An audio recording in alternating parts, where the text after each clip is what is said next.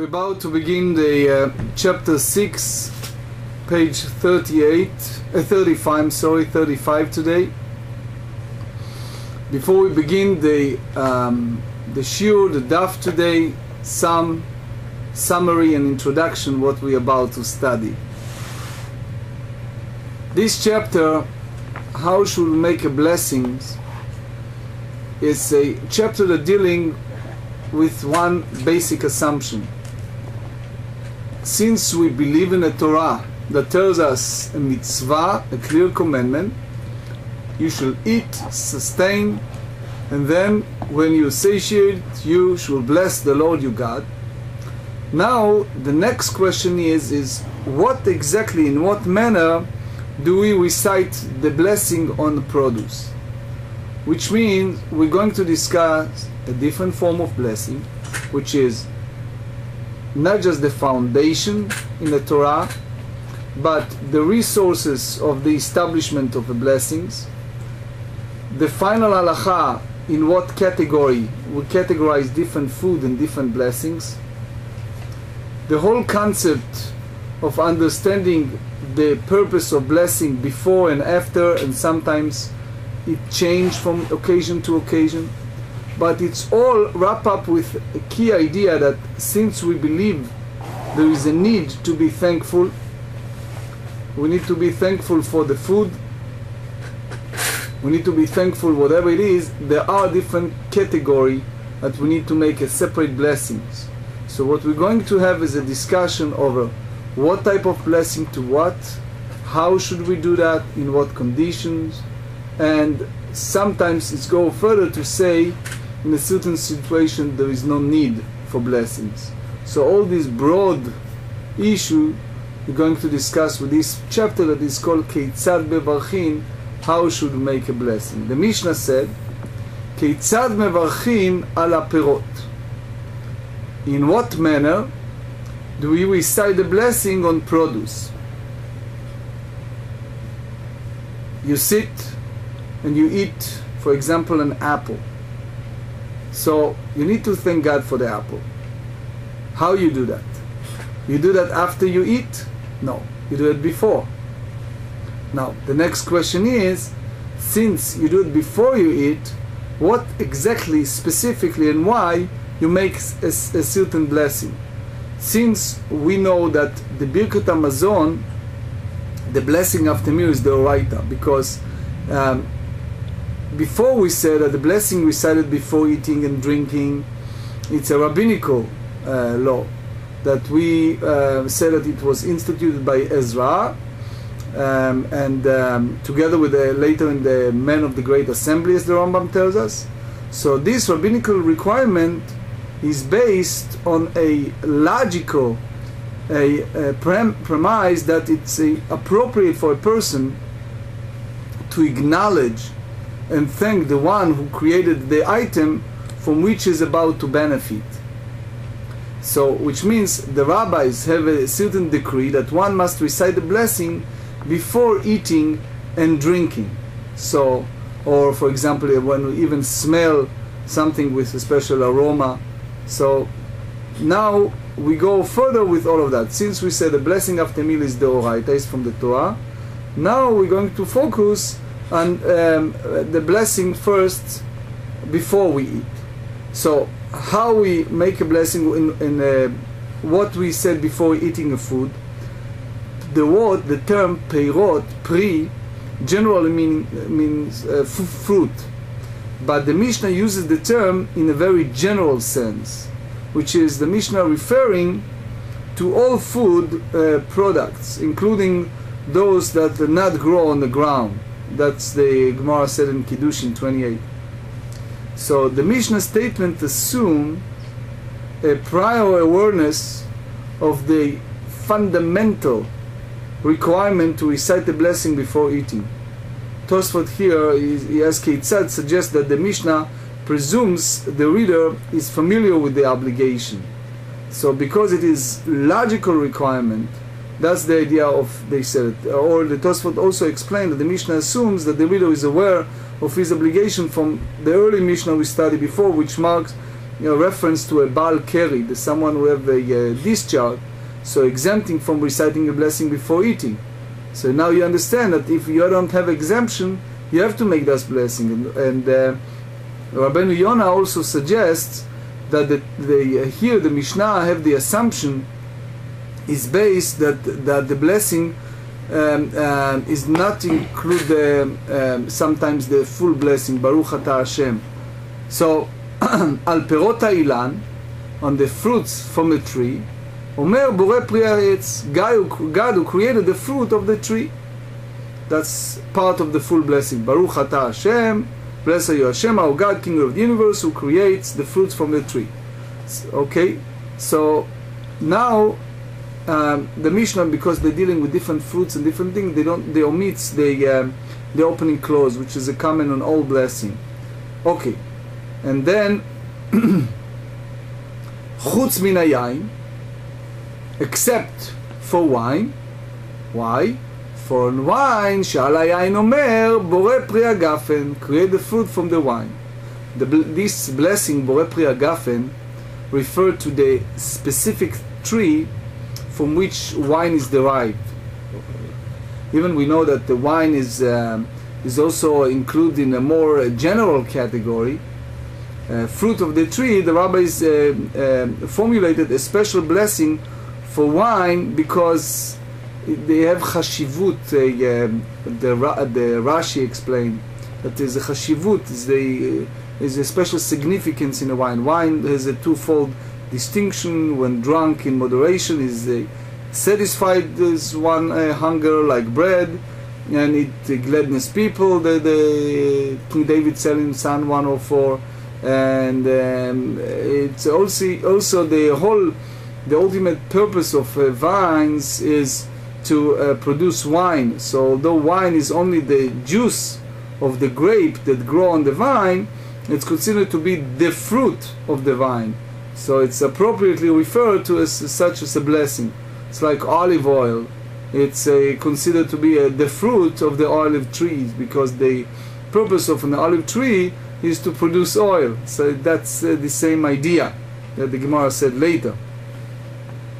So what we understand so far, that we have Borei Pri Ha'etz for example apple, and then Rabbeinu Yonah too said שמתוך חשיבותו קבעו לו ברכה לעצמו. Because it's important, they make a separate blessing for that, וכן הפר, and also for the bread. Okay, now, ועל פירות הארץ, for the fruit of the earth, אומר בורא פרי האדמה. So, fruit of the earth, so it's a product that came produced of the plants, which means the grain, the wheat, barley, Rashi said, legumes such as beans and lentils, that's Rabbeinu Yonah hold, and also the grounds, melon, cucumbers, the Meiri said. So all of that, it's considering Borei Pri Adama. And we said that it's also the Mishnah referred to this food as a perot haaretz, fruits of the earth, right? The blessing uses as from Borei Pri Adama, fruits from the ground, because this is how the text, the Torah, refers to the fruits, right? The Torah, for example, in Deuteronomy 26 said it. And the text says a blessing always confirm the text of the Ivrit, of the biblical Hebrew that we use. Chutz min hapat, she'al hapat hu omer hamotzi lechem min haaretz. Except for the bread we said hamotzi, who bring the bread from the earth. Which means bread is made from grain, which is a fruit from the earth. Right? The rabbis formulated a very special blessing for bread because they have significance, Rashi said. And the rabbis also formulated a special blessing for all other grain products like cereal, like pasta, the blessing of Borei Minei Mezonot, God who created a species of sustenance. And this blessing is also prescribed. It's called Pat Haba'a Bekisanin, which means that it's like kisanin bread. It's a precise definition. It's a dispute, but there is a general statement that any baked food which relate to bread is eating not just as a little, nash, unlike regular bread, which is eating as a real meal. So it's a lot of understanding with that. Soon you see what's included, what's not included. But in very general, the text of the blessing of a bread, the hamotzi, it differs in many respects from the blessing of all the other food. And while the other blessing referred to Hashem, to God as one who created the fruits, hamotzi referred to God as one who brings forth bread, which means that God created fruits and vegetables. The making of bread, although is a base on grain, created by Hashem. So which means in the human process, which means refer to God not only as a creator of the bread, but the one who bring forth from the ground the means to produce bread. The text of Hamotzi, it's based of what we said in Psalm 104, that Borchi Nafshi, that we said every Rosh Chodesh, Matzmiach Hatzir LaBehema, God who causes vegetation to sprout for the animals, Ve'esev LaAvodat Adam, and plants to the man's labor, Lehotzi Lechem Min Haaretz, to bring forth bread from the earth. So that's the whole idea, that the Haaretz refer to a bread. So that's the foundation. Now, what we understand from this Mishnah, Mishnah concluded, Ve'al ha'yirakot omer boreh pri ha'adama, and for the greens, yirakot is greens, refer to plants which are themselves eaten. It's in a way it contrasts to the fruits of the earth, which is a produce of the plant. Cabbage and lettuce, also example of the green. So that's the close of the Mishnah seem superfluous, because green could easily have been included in the previous clause, which we said fruit of the earth. But later the Gemarah explained. But in general, Rabbi Yehuda omer boreh min ha'dshaim. Rabbi Yehuda said boreh min ha'dshaim, which means the who creates species of herbage. Rabbi Yehuda dispute the Tanakama, the previous one, that here's the assertions that the blessing over greens is boreh pri ha'adama.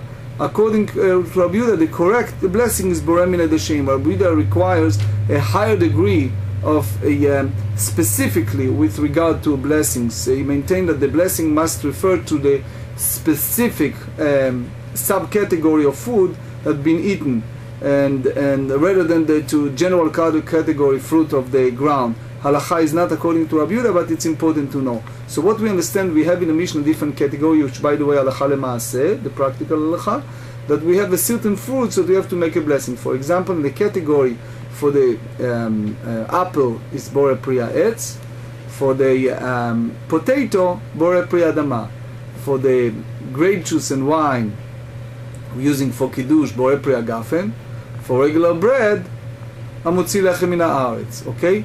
So that's the different category. Now, soon we're going to have a lot of questions, such as, what happens if I combine? Let's say if I have something like cucumber together with apple. So what's the problem? The problem is, if I make boreh pri ha'adama, I basically included both. So what should I do? What should I come first and come second, etc.? That's part of soon to be a discussion. So before we go to the Gemarah, let's discuss just review of several halachot.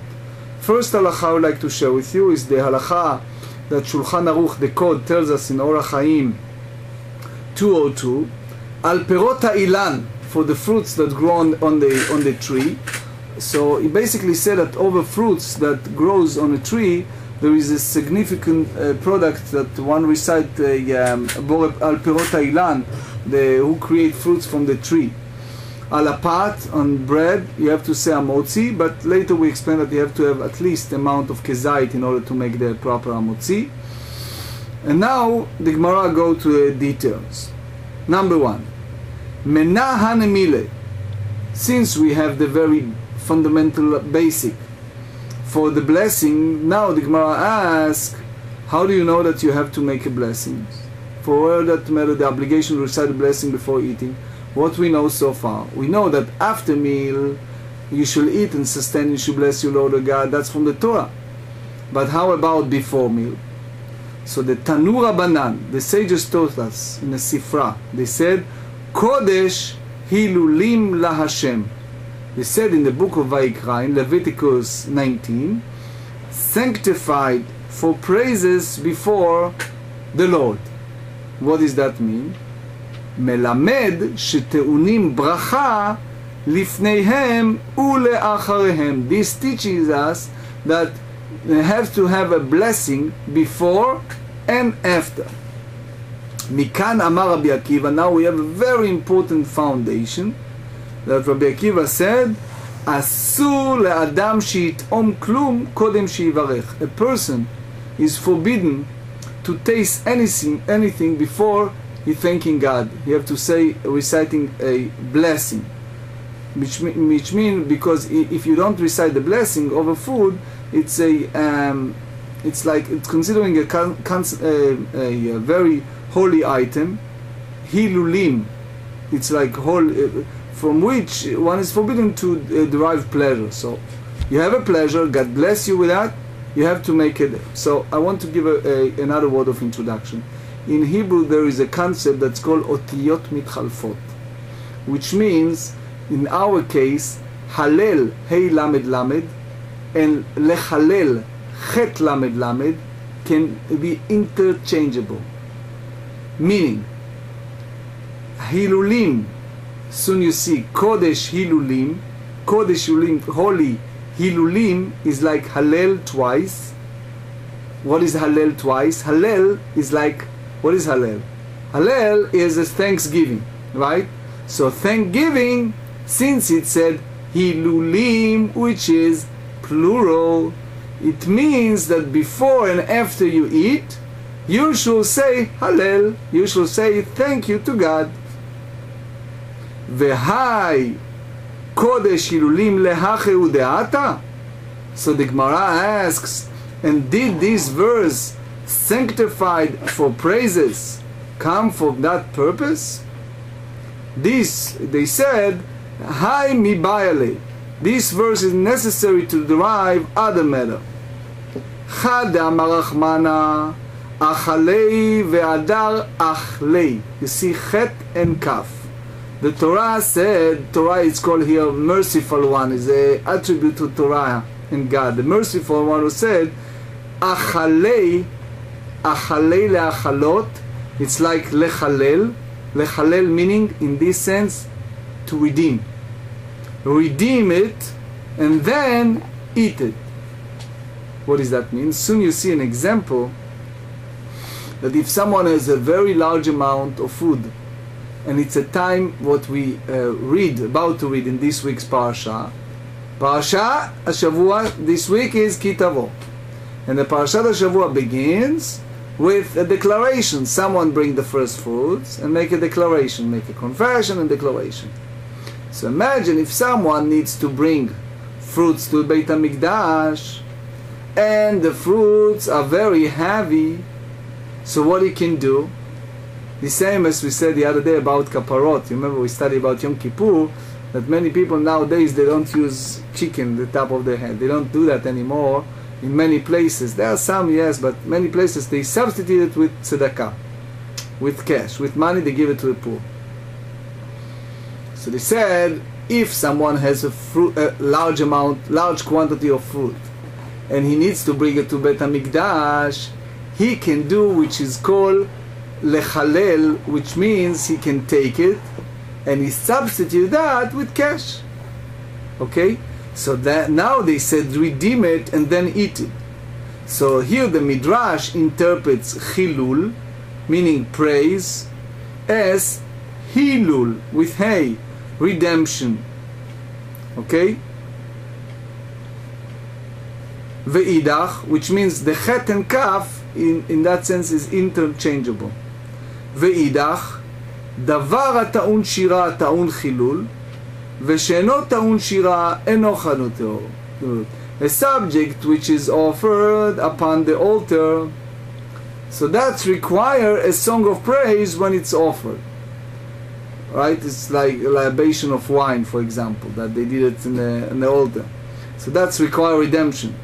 But something that doesn't require a song of praise, or other fruits that not require redemption. So that's the point. The Rabbi Shmuel bar Nachmani Amar Rabbi Yonatan. That's according to his view. The Amar Rabbi Shmuel bar Nachmani Amar Rabbi Yonatan. Minayin she'omrim shira el alamayyin. How do you know from where we derive that we only recite a song of praise in the time of Beit HaMikdash, in the time of the temple, over the libation of one on the altar? Shenemar, as it states, where it stated in the book of Judges, they said, "Vatomer lahem hagefen, echedalti et tiroshi hamsameach Elokim v'anashim." So and the wine replied, "Should I leave my wine with gladness, God and men, and go and wave before the trees?" So it means, so it's like in a sense, a dialogue. אם אנשים משמח, אלוקים בהם משמח. So if wine make people glad, I don't have to tell you that you go to those parties and cocktails and whatever, right? Chasanas, but mitzvah, see wine, gladness people. So in what way does it gladness God? So you have to drive from here that you only recite. מכאן שאומרים שירה אל על היין. So derive here that we only recite a song of praise, for example, Kiddush, Havdalah, Chatuna, a wedding, on a wine. Why? Wine gladness God when offered as part of the service in the Beit HaMikdash, in the temple. In any case, many halachot has been driven from this verse. So from where we require the reciting of blessing that they derive here, it's important to know that the Rambam in the Sefer Avodah in Ilchot Klei HaMikdash, the temple, the chapter 3, he said the song of praise that accompanied the sacrifice of communal offering in the Beit HaMikdash were recited at Nisuch, the libation associated with the offering was poured on the altar. That's part of the ritual that was there at that time. So basically we learned that Hilulim and Chilulim, they're all interchangeable of the word letter Hey with Chet. That it's a different pronunciation, the way that you said. Hanicha leman de'amar neta revai, ela leman de'amar kerem revai ma'ika lemeimar. Okay, some point. Neta revai. Fruit that growing on a tree during the first 3 years after it was planted, it's called by halacha orla. Remember this word Ain Reish Lamedei, orla. Therefore, it's a Torah that tells that you cannot eat it. Beginning, it's like boser, it's the beginning of the process. Nor may any benefit derive from it. That's the first 3 years. Fruits that grow during the following year, which is the 4th year after the tree was planted, has the legal status equivalent to that second tithe, Maaser Sheni, which is must be taken to Yerushalayim and eaten there. If cannot be taken to Yerushalayim, you can redeem it, and the redemption money is taken to Yerushalayim, where it must be spent on food and drink. And as long as the Beit HaMikdash, the temple, was standing, the rabbis instituted that anyone living a single day's journey from Yerushalayim was prohibited from redeeming his 4th year grapes. Right? He was required to take them to Yerushalayim in order to adorn the streets of Yerushalayim with fruit, the Gemarah said in Beitza. Nowadays, the 4th year produce still must redeem, but they just a very basic amount of money, not in a real amount of money. since the redemption money is you don't take it anymore to Yerushalayim. So that's the neta revai, right? That's the 4th year idea of giving the fruit. Now, kerem revai, the 4th year grapevine. During the 4th year, after the vine was planted, the grape still have some status, which is it's like the same as Maaser Sheni, the same as second time. So you must take them to Yerushalayim and eating the state of ritual purity. You redeem the money, take the money to Yerushalayim on the food and drink. So there is a dispute in the Talmud where the halacha applies to this situation of 4th year to fruits other than grapes. Okay? Why? Because perot revai, fruits of the 4th year, it's for example, if it's very hard to carry to Yerushalayim, so you need to substitute with money, you need to take it to Yerushalayim.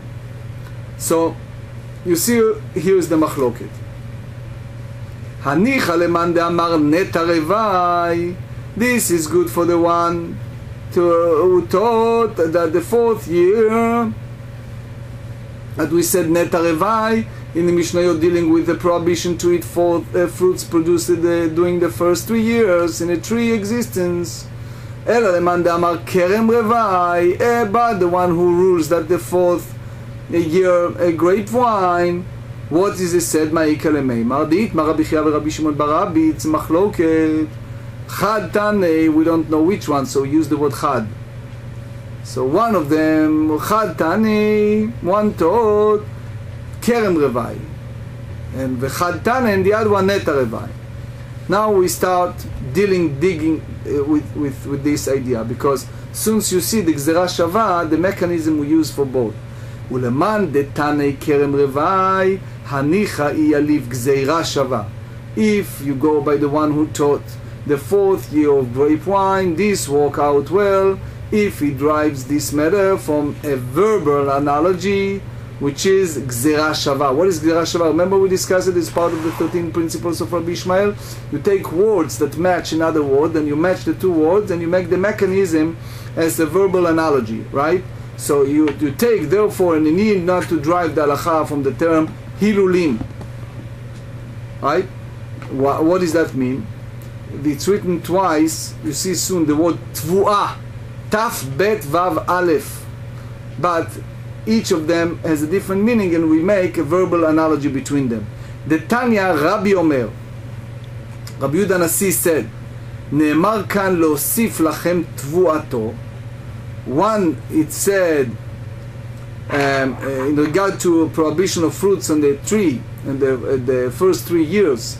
They said the 5th year you can eat the fruit, the Torah said, so that it may be increase your product tvu'ato, and the end, I am the Lord your God. That's in Leviticus.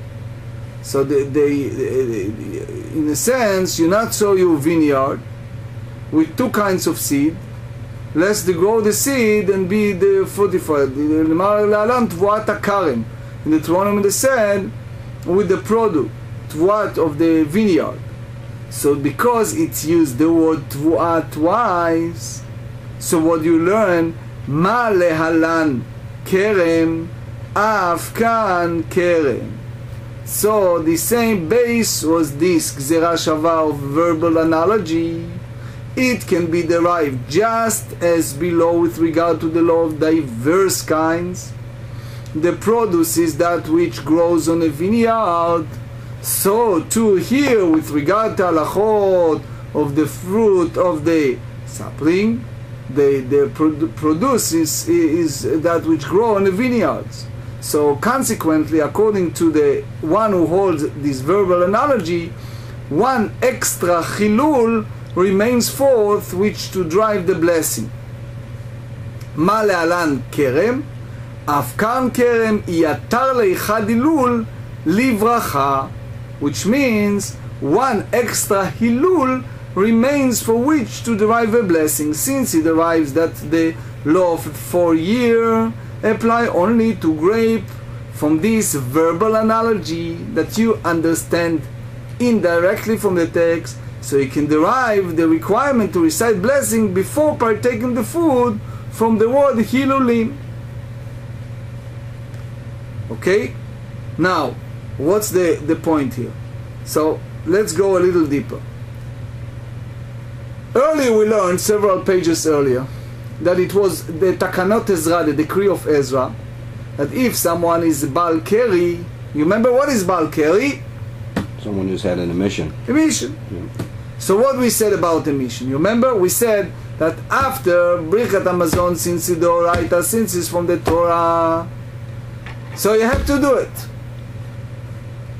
But the bracha before the meal, since it's Rabbanan, since it's from the sages, so we said you don't.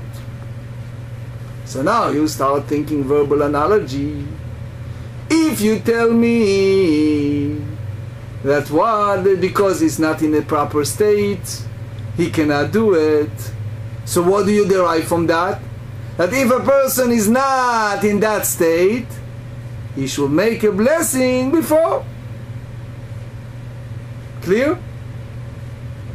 So they said here, Ve'ila yaliv gzera shava bracha menala. What does that mean? If he does not derive this halacha by gzera shava, by verbal analogy, he must derive halacha from the term hilulim, which means from where does he derive the mitzvah to recite the blessing before partaking of food? So you have to go by this definition. V'ina meyalev gzera shava shkechan lacharav lefanav minayin. And even if he derives this halacha by mean of a what? Of gzera shava, a verbal analogy. Again, verbal analogy, remember that you take two words and you put them together and juxtapose and make a mechanism between. We found the source of the obligation to recite blessing after eating, similar to the obligation stated in the verse, you shall eat, satisfied, and you bless, you go to God, right? So from where we derive that there is an obligation to recite the blessing beforehand. Well, how do you learn? Lefanav minayin. Remember? From one chilul, the fundamental halacha of redemption for 4 years is derived. Ha lo kashya ata bechal vachomer. What's the kal vachomer here? It's not difficult because the kal vachomer. Remember kal vachomer? Why? כשהוא שבע מברך, כשהוא רעב לו כל שכן. If someone, what happened? You need to eat the food, okay? So you need to eat the food, and what do we tell you? When you finish eating the meal, and you're satisfied, say a blessing. So think together with me. If we require you to make a blessing after meal, upon satisfaction, don't you think it's proper to thank before you have the meal, when you are hungry and you want to eat? That's like kal vachomer. For sure you have to do it, right? So they said, Ashkechan kerem. So the Gemarah comment, by the way, we found a source of obligation to recite the blessing of the produce of vineyards, Sh'ar minin menayin, but from where it's derived with regard to other type of produce. So they said the alif mikerem. So the response is derived by means of a hermeneutic principle, which is what we find. מה כרם? דבר שנהנה וטעון ברכה, כל דבר שנהנה וטעון ברכה, from the produce of the vineyard. Just as the fruit of vineyard is an item for which one derives benefits and is required to blessing, so too, any item from which one derives benefit requires a blessing. Oh, you understand? So that's the discussion. Ikal mifrach. So they said, no. We're rejecting this proof. Why? Because it's going to be refuted. Why? The vineyard is unique. Why it's unique? Because the vineyard is obligated in the mitzvah required to give a small, incomplete clusters of grape. It's called olelot to the poor. This is a stringency that does not apply to other fruits. So this stringency apply only to grapes. just a word, what is olelot? It's important. Olelot, is a special small part, the incomplete cluster that you need to give to the poor people. You have the geffen, you have the eshkol, you know, the cluster of the rate, and you have in the Hebrew very interesting two words. One is called nataf, and one is called kataf. Nun tet peisofit, kuf tet peisofit. That's the cluster, okay? Olel, it's like something that come out without the nataf kataf, without this, the cluster of grape without a central stalk, or cluster on which the grape does not hang down one upon the other.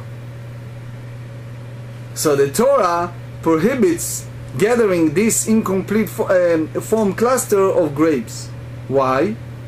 The Torah said you must leave it for the poor, and the sages differed as to whether the law apply to an entire vineyard as grown this matter or not. That's another. But the Torah said it clearly in both Vayikra and Dvarim, Leviticus and Deuteronomy, that you should leave it. You should give it to the poor, but not apply to other tree. Okay? So now, think about it. For those olelot, for those small incomplete cluster of grapes, the Torah said that what? That you have to make a blessing. Right? So, what about regular food? Okay? Is that clear? So the Gemarah said, Kama tochiach. The Gemarah answered and they said, in that case, standing grain can prove that the halacha of olelot is not a factor to the obligation to recite the blessing. How? Because one is obligated by Torah to recite the blessing after eating bread, even though the halacha of olelot does not apply to grain. So the Gemarah rejected this proof and they said, what is the unique about a ripe grain that is obligated the mitzvah of the separating challah from the dough? This is a stringency that does not apply to other food. So this blessing, it's a stringency that apply only to grain. Okay, so why? Because the Torah said you eat, sustain, and bless the Lord your God. So now we go backward and we said kerem yochiach. You know what? The Gemarah responded. They said in regard vineyard can prove. Why? That the halacha of challah is not a factor that it's an obligation to recite blessing. V'chazar adin, and you can go back and forth in endless time, right? That's part of the discussion. You can prove from any source and fight point against the other. So they said this is derivation and reverted it. This aspect is not like the other aspect, etc. So, הצד השווה שבהם, what is the mechanism of all of that? is דבר שנהנה וטעון ברכה. אף כל דבר שנהנה וטעון ברכה. So the bottom line is something that you derive some type of joy and benefit. That's a general principle that you have to make a blessing. So any item from which one derives benefit, it requires a blessing. מה לצד השווה שבהם? שכן יש בו צד מזבח. What does that mean? When it's come to הפרשת חלה, to take a tithe from the חלה, so it's not applied to a tree, because it's only you have to take a tithe from the challah and give it. Now, you see in the tree, the olelot, that anyway you need to so you see in the conclusion that something you derive joy, you have to make a blessing. So they said, Malat tzad shaveh shamem. So what is the unique about the common denominator between grapes and grain that prevent utilizing it as an example from other food items? What? שכן יש בו צד מזבח. Grape and grain have an aspect of being offered upon the altar. So perhaps this is the reason why they require blessing. Based on that reasoning, although all other food item cannot be derived from this idea, so he said, ואת אינה מזיידית בצד מזבח. And olive, it's also deriving to the same aspect, because it's olive oil is one of the components of meal offering. Why? Because the kedusha of mizbeach the sacredness of the altar, you require a blessing, right? The zait in the shemen, you can learn from what we said in Menacha, that you can combine it with olive. So, וזית מצד מזבח קאטי, an olive deriving from the fact that it was aspect being offered upon the altar, והבהדיה כתיב בי כרם, it's written explicitly, they said the word kerem, דכתיב ויבער מגדיש ועד קמה ועד כרם זית. They said in the book of Judges that in burn up from the standing grain and olive yard. So you see that it's a clear statement. Rav Papa replied and he said, Amar Rav Papa, kerem zait ikrei kerem, stama lo ikrei. An olive grove, it's called kerem zait, right? But it's not called just the word kerem. That it's a, you can't say, מכל מקום קשיא, מה לצד השווה שבהם שכן יש בהם צד מזבח. You can say that the mechanism is, the common characteristics that is the altar aspect, אלא דיאליף לה משבעת המינים. You learn it from the 7 species. The Torah tells us that in Eretz Yisrael the 7 species, the 7 categories of special fruits for Eretz Yisrael. מה שבעת המינים דבר שנענב טעון ברכה, the same law apply to the 7 species in Eretz Yisrael, that you derive any joy, you have to make a special bracha. אף כל דבר שנהנה, so too, any other things that you can derive benefit, טעון ברכה, you have to make a blessing. So now the Gemarah refute that idea. מה לשבעת המינים שכן חייבים בביקורים?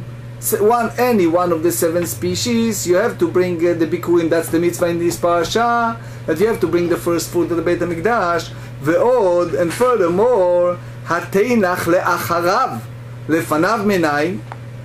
We always said, after the ואכלת ושבעת עברת, after the meal we know, but before, how do you know it? How do you know that you have to, that it look like a rabbinic, so how do you know that you have to make the bracha?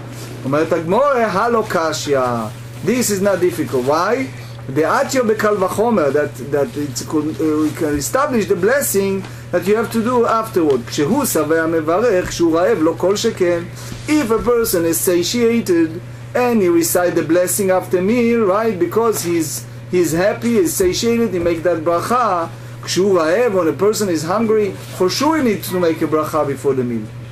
ולמען נתרבה, the one who teaching the Mishnah about the 4th year, remember we discussed נתרבה, התנח כל דבר נטייה. This is acceptable for the blessing, anything that is subject to planting. The לאו בר נטייה, but if something that is not subject to planting, like what? כגון בשר, ביצים ודגים, like meat, egg and fish, מנהלה, from where you require blessing, אלא סבראו, so it's just a rational reason.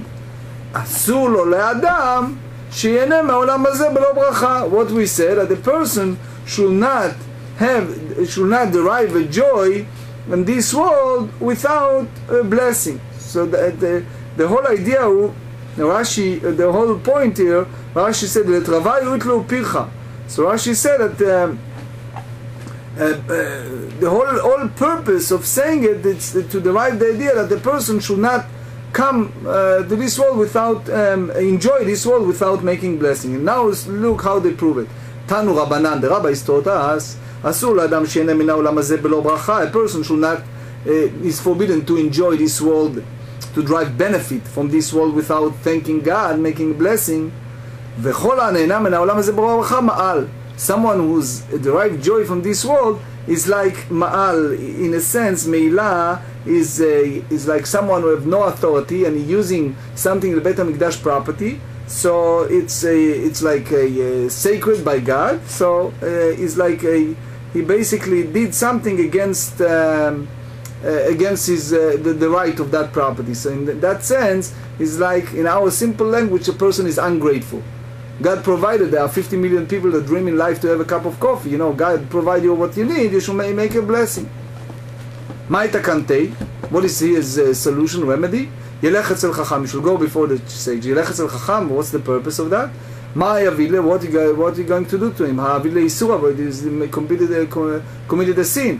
אלא מרבה, ילך אצל חכם בעיקרה, וילמדנו ברכות כדי שלא יבוא לידי מעילה, which means before he make a mistake, he should go before a sage to teach him all the rules how he should make the proper blessing properly, so he will not come to derive benefit without saying a proper blessing. אמר רב יהודה אמר שמואל, another point, כל הנהנה מן העולם הזה לא ברכה, a person who derive benefit, derive joy and is ungrateful, נהנה מקודשי שמיים, is like he derive benefit from the consecrated property from God of heaven, שנאמר להשם הארץ ומלואה, because the whole world is belong to Hashem, right? They said in Psalm 24, the King David said that להשם הארץ ומלואה, so if everything belongs to Hashem, then you derive joy. It, in a sense, is like you have no right without thanking. That's the minimum you should do. Rabbi Levi contrasted two verses. That's crucial to learn what he said. Listen carefully what he said. He said, "Ktiv la'Hashem ha'aretz u'mlo'ah." In one place he said, we just mentioned in Psalm 24, that the whole world belongs to God. וכתיב, השמיים, שמיים להשם, the heaven belonged to God, והארץ and the land he gave to people. So now he contradicted. In one hand you said that everything belongs to God, on the other hand you said that the heaven is God, transcendental in that sense, and the land he gave to people. So how do you reconcile these two texts that one contradicted the other? So he said, לא קשה, it's not a question. Why? כאן קודם ברכה, כאן אחר ברכה. Which means Rashi said, this apply here. This verse stated before the earth belongs to Hashem. It's referred before one recite the blessing, and the other one is after the blessing. So Rashi here explained, and he said, "La'achar bracha rei livnei adam," meaning everything belongs to God. But the minute you make the bracha, it's like God have the consent, give it to people and for use. Important halacha I would like to mention to you is the Shulchan Aruch Orach Chaim 210. He said, "Yesh levarech lifnei she'ochel kol davar afilu ochel kolshu." A person should make a blessing before anything, even he eats a small amount of food. But he said, "V'hu medivrei sofrim," that's from the sages. Because Tosefta said that we don't take this kal v'chomer as halacha, as a source, אלא סומכים על הסברה שיש לברך על כל הנאה, that it's in the rational thinking that you should make a bracha for everything that you derive joy from.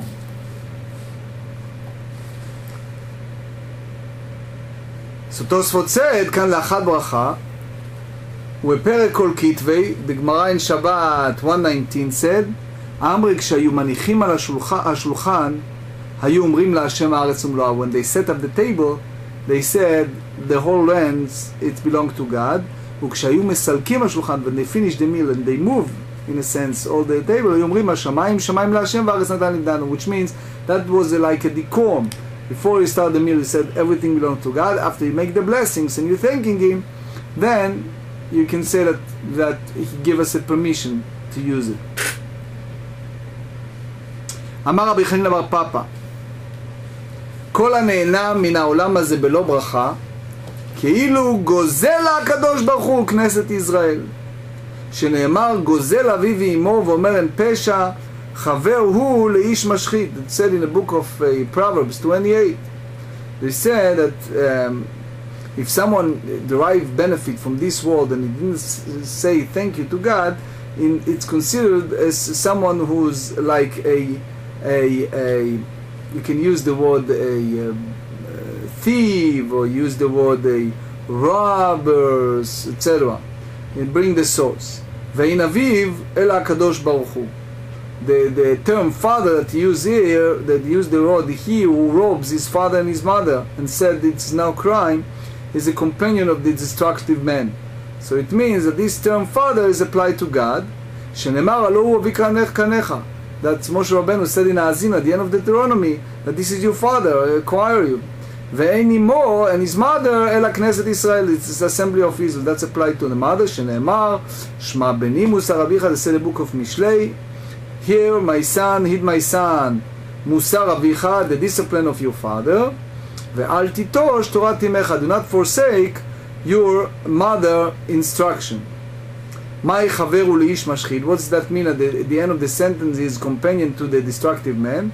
אמר רבי חנינא בר פפא, חברו לירבעם בן נבט. The story about in the Tanakh, those of you who learn, ירבעם בן נבט, שהשחית ישראל אבי ישמעאל, that destroyed the loyalty of Israel to the gods in heaven. So ירבעם בן נבט is the first king of the 10 tribe of Israel, and it was a split between the king of Judah and him, and it was the way that it was predicted to Solomon, and doing his son Rehoboam, and he was very destructive, and he gave a bad advice, and then he was self-destructive, a terrible leader, etc. So the whole idea is a person should be grateful and should not in a way take advantage of God or drive benefit without thanking the one who provided it. It's a very famous Midrash that talk about Avraham Avinu, that he has all his guests and he fed them in a desert and everything, and then he asks him to make a blessing. He says, no, we're not interested in making a blessing. He says, all right, if you don't want to make a blessing, pay me. If you feel that I own this, so pay me. Oh, they see the bill, they said, okay, we're going to make a blessing. So Abraham said to them, look, the whole point here is, since you feel that you deserve it or you have it, you're entitled, so if that's the case, pay. In the desert, you walk in the desert, you have no food, it's worth a lot of money. Abraham gave them all the food, But if you are in a state of full recognition that there is God, so you should thank Him for the food. Not everyone has the privilege to have food on the table. רבי חנינא בר פפי רמי, כתיב ולקחתי דגני בעיתו. He bring it two, again, the same similar idea, he bring it two contrasts. It's two psukim that one contradicted the other. In one verse that said, written, ולקחתי, and I will take back my grain from its time. So this is in Hosea, the second chapter in Hosea, that grain is God and is not for men to use. On the other hand, we said doing Shema, ואספת דגניך, they said that and you gather you grain. So that grain, it means that it belongs to a person, to a man. Lokashya, so you see contradiction. So they said, no, it's not a question. כאן בזמן שישראל עושים רצונו של מקום, כאן בזמן שאין ישראל עושים רצונו של מקום. There is a huge difference between the nation of Israel follow God's the way He asks us to do, and we follow His wishes. Sometimes not. So Rashi explained, בזמן שעושים רצונו הדגן שלהם, when they follow God's will. So you're right, ואספת דגניך, that's the blessing, it's yours. וכשאין עושים רצונו, but they don't listen to Him, נוטלו מראה להם שהוא שלו. He created an economic strike, economic challenges, and He showed them that He is the owner. Tosefta ask, ואם תאמר, והלקמן בזמן שאין ישראל עושים רצונו של מקום מוקמין לי. So maybe you said that there was a different circumstance. So they said, דמיירא ודאי שעושים רצונו, אבל הם עושים רצונו כל כך, דינם צדיקים, they don't do it properly. Anyway, Tanu Rabbanan, another Tanaic teaching. Rabbi is touching the right, it's Amoraic, I'm sorry. ואספת דגניך, ואספת דגניך, you should gather your grain. מה תלמוד לומר? What does that mean when we say Shema? You should assemble, you should gather all your grain. לפי שנאמר לא ימוש ספר התורה הזה מפיך, because we said clearly when Moshe Rabbeinu instructed Yoshua, and then later when God instructed Yoshua upon entering the land, so the first chapter in Joshua they said, remember Yoshua, the book of the Torah shall not depart from your mouth all the time. יכול דברים ככתבם. Maybe it's just a literal. literal meaning, that it's possible that the word of the scripture mean literal, that you must study Torah every walking moment, not any type of earning livelihood. Only thing you have to study Torah.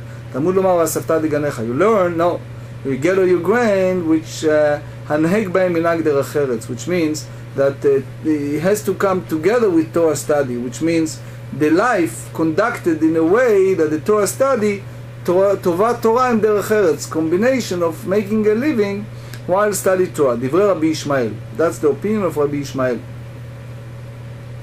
Rabbi Shimon ben Yochai Omer, the great Rabbi Shimon ben Yochai said, אפשר אדם חורש בשעת חרישה וזורע בשעת זריעה וקוצר בשעת קצירה ודש בשעת אישה וזורע בשעת הרוח. Torah Matea עליה, he said, if a man does all of that, he plow and he sow and he harvest and he do all of that things at the proper time, so what happened to the Torah study? People so occupied with making a living, they don't have a time for that. אלא בזמן שישראל עושים רצונו של מקום, the literal meaning of the verse of Yoshua is when people will follow the way of God, מלאכתם נעשית על ידי אחרים. If they are so close to God, they reach a point that the other people will do their work, which means, שנאמר, there is a special pasuk that said that when people does exactly the way God asked him to do, so they said, ועמדו זרים וראו צונכם ובני נכר עיקרכם וחורמיכם. Isaiah said in 61 that the stranger will arise and shepherd your flock, and you'll be able to the nation of Israel will be able to focus and study Torah and do what God asked him to do. ובזמן שאין ישראל עושים רצון של מקום, when the people doesn't know the way, that doesn't fulfill the way that God asked him to do, מלאכתם נעשית על עצמם, their work necessarily done personally by them. שנאמר, as it said, ואספת דגניך, that you will gather in your grain. ולא עוד, and sometimes they denigrate in their level, you see, unfortunately, you have in this parasha, it's Parashat HaTochecha, it's a lot of series of admonition. The Torah gave us 98 very strong series of curses and admonition in 7 stages. Terrible, terrible word. They use this very strong word like Ve'ayita Meshuga, you go insane. It's terrible words they use there. So one of the interpretation, it's the Tahle Shana Ve'killelotea, right? That all the curses the past year, you said it close to the end of the year, that's applied to the past, all those curses. But the idea is, when the people go down and drain in their way of they follow God's commandments, so in turn you not only need to work very hard, sometimes you go so bad that you need to do work not only for yourself, but also all work that the work of others, it's done by them. שנאמר, ועבדת את אויביך. They said in this week's parasha, and you shall serve your enemies. It's a very strong statement. ועבדת את אויביך אשר שלחנו השם בך. Terrible thing, that you serve your enemies. So now they ask a question. They try to be practical. So they said, אמר אביי, הרבה עשו כרבי ישמעאל ועלתה בידם, כרבי שמעון בן יוחאי ולא עלתה בידם. So he said, many people, there's Rabbi Ishmael, which is combining Torah with work, and they are successful. And unfortunately, there are people who try to do Rabbi Shimon ben Yochai, which is devoting themselves only to study Torah, and they're not successful. So, how you do that? Amar lu Rava le Rabbanan, Rava responded to the sages, he said, B'matuta minaychu, with all due respect, I beg you, B'yom Nisan u v'yom Tishrei, during the days of Nisan and the days of Tishrei, lo titahazu kamai, do not appear before me, which means this man don't come before me to learn Torah, ki heiche de lo titardu b'mzonaycho kula shata. So you will not be so preoccupied with sustenance the entire year. Right? So the whole idea is that you should focus at least a certain time. אמר רבא בר חנא אמר רבי יוחנן משום רבי יהודה בר אילאי, בואו ראה שלא כדורות הראשונים דורות האחרונים. דורות הראשונים עשו תורתן קבע ומלאכתן ארעי, וזו וזו נתקיימה באדם. דורות האחרונים שעשו מלאכתם קבע ותורתן ארעי, וזו וזו לא נתקיימה באדם. It says the old generation, they make the permanent work study Torah. And what they need, occupation, it was like a side. And they are successful in both. And now generation, they do the opposite. They focus mainly on the work, maybe a half an hour a day, or whatever you have time, study Torah, an hour a day. And the Torah is like a side point. And unfortunately, they're not successful in both. אמר רבא בר חנא אמר רבי יוחנן משום רבי יהודה בר אילאי, בואו ראה שלא כדורות הראשונים ודורות האחרונים. They started to compare the previous generation to the late generation. דורות הראשונים היו מכניסים פירותיהם דרך טרקסמון. The early generation, in their eagerness to fulfill mitzvot, will bring the corpse into the houses to a regular way. Tractate, it's like a regular route. Rashi said, Hainu Deoraita. Okay? כדי לחייבן במעשר, in order to subject those crops to the obligation of giving מעשרות, giving the tithe. דורות האחרונים מכניסים פירותיהם דרך גגות, דרך חצרות, דרך קרפיפות כדי לפרוע מעשר. The past generation, they make an arduous effort to make sure that they're not just giving tithe, they give in a way over tithe. And the later generation bring the crop into their houses, to the roof, to the courtyard, all kind of different way. They try to stay away for the freedom from giving tithe. In our simple language, it's like playing games with the religion. אמר רבי ינאי, רבי ינאי said, התבל מתחייב במעשר עד שיראה פני הבית. רבי ינאי said that untied produce does not become subject to the responsibility of tithe until you see the faces of the house, which means that toward the main entry. Why? Because what we said in this week parasha, bi'arti hakodesh min habayit. When we make the video, the declaration is said, I remove the sacred from the house. So I remove the sacred from the house, meaning that it's a declaration that the Torah bids a farmer in Eretz Israel to state after the third year and the 6 years the Shemitah cycle, and he is now fulfilling the obligation of separation, as the Torah said. Amar Rabbi Yochanan Amar afilu chatzer kovad. He said even the courtyard of the house, it's established a maasrot obligation. Shenemar ve'achlu b'sharecha ve'saveu. So they said in the Deuteronomy 26 in this parasha that they shall eat within your gates and be sated, which means since they be sated, so it's a very clear. Rashi here explained it that because the entrance of the courtyard is the front of the house, so that's part of the obligation.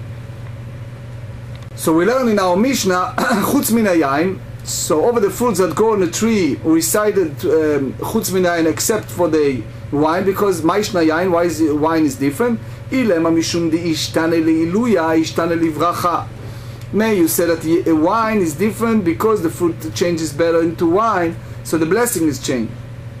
Vari shemen, but what about oil? The ishtane leiluya v'lo ishtane livracha. That the oil changed for the better, nevertheless the blessing is not changed, the same blessing. The Amar Rav Yudah Amar Shmuel, v'chen Amar Rabbi Yitzchak Amar Rabbi Yochanan, shemen zayit mevarchim ala borei pres. The olive oil you said it created fruit from the tree. And that's, by the way, the halacha. The Rambam in Sefer Ahava said that's the halacha, that's the blessing you said. So the sage said there in the case of oils, because it's impossible to find appropriate blessing. So how should we recite the blessing? You can't say borei pri hazayit, fruit from the olive. The fruit itself is called olive, that was created. So the oil is like man-made. The product of the fruits. So you can say it. So may we recite the blessing who create fruits of the olive tree, which is a parallel to blessings recite over the wine. Ela Amar Mar Zutra Charma Zayin Mishchala Zayin. Mar Zutra offered a different idea. He said, "Is no separate blessing was established over oil because, unlike wine, that nourishes, oil is not to nourish. Mishchala Zayin." So they said the olive does not nourish. If someone make a vow that nourishment is forbidden for him, he's permitted to eat water and salt. Why? Because not considered nourishment. And we talk, so only salt and water not considered food, but all the other edible items are considered nourishment. The Rav Shmuel hold that blessing of Borim and Mezonot, blessing for the Mezonos, apply only to Chameshet Aminim. Remember, Chameshet Aminim is like the 5 species of grain, apply to Pesach. Remember, the 5 species of grain. It's apply to someone who vow and said anything that nourishes is forbidden to me. So the formula includes anything that is all nourishes, and therefore only water and salt are included. Olive oil is not excluded. Alma Mishcha Zayin. So apparently oil nourishes. Ela chamra said umishcha lo said. The wine satisfied, oil does not satisfy. B'chamra mesaid, and so the wine not satisfied. V'arava avashel chamra kol ma'al yom adefischa ki echad nigla lelibe v'nechul matzat fei. He used to use it all the time in the Pesach. He said it's stimulate the heart, it's the appetite, so it might be more matzah. Eat on a seder. Tuvager puta said a lot of wine stimulates a little satisfied. Umi said klal. So Gemarah said, does wine satisfied at all? Said it clear in Psalms that what gladness their heart is wine, and lechem and the bread is satisfied. So chalma lasaed, the wine is not satisfied. Ela, but you have to say chamra it beitarte saidu mesameach. The wine has 2 things, 2 advantages. It's satisfied and it's also gladness. Nahama said misai samuch lemesamach. Bread is satisfied your stomach, right? But you're not gladdened by eating bread. Yachan evrech 3 brachot. So since wine, considering such a blessing, let us recite 3 blessings of grace after meal, over it, after drinking, just as we do for the bread. La kavre nesh sudat ulavei. They said it's not kviat sudat. The Gemara answered, not people not have the base meal on wine. Only people who are drunk, but normal people don't make a base meal on wine. Right? Amar le Rav Nachman bar Yitzchak le Rabba, Ikavai lavei sudatei mai. If someone mishuganizes, whatever, he makes the main suda on the wine. Amar lech shiavo levi omar yehi avekvuta ashtamia batla dato etzel kol adam. Says, when Mitzvah Shem, the Mashiach will come, the Eliyahu will come, and says whether or not it can serve as a basis of a meal, fine, no result. But now that it's his intention, it's not relevant. It's all the other men. It's not required to recite a complete grace after meal. It's not applicable. That's always term כשיבוא אליהו. When Eliyahu comes, so you know that. גוף אמר רב יהודה אמר שמואל וכן אמר רבי יצחק אמר רבי יוחנן שמן זית מברכים עליו בורא פרי העץ. What do you make a blessing of olive oil? בורא פרי העץ. היכי דמי, how do you say it? אילי מה דקה שתה למשתה יוזו כמזיק לי. Person drink the olive oil, it can be damaged for him. The Tanya שותה שמן של תרומה. Someone drink olive that is basically a donation, a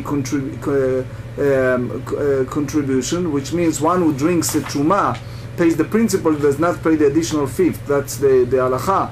So they said, משלם את הכרם ולא משלם את החומש. הסך שמן של תרומה, משלם את הכרם, משלם את החומש. But if someone make the anoint, he can do both. He have to pay the principal and the fifth. אלא דקאח אליה על ידי פת. So it's referring to a case that he eats the oil by dipping bread into it. That's very common nowadays.